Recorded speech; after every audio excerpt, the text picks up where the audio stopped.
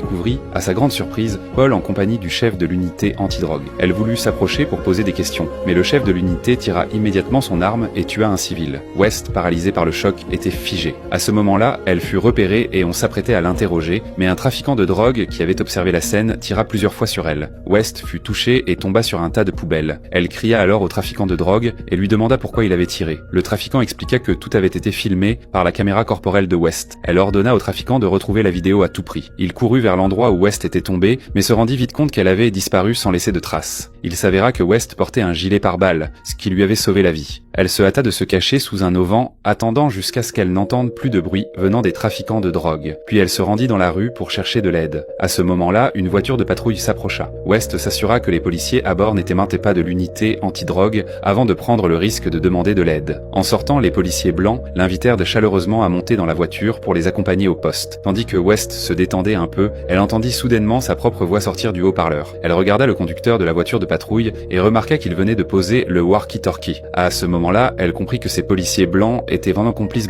des trafiquants de drogue. Ressentant que quelque chose clochait, elle se précipita de retour au petit magasin où elle avait acheté son petit déjeuner ce matin-là. Le propriétaire du magasin entendit aussi le bruit de l'extérieur.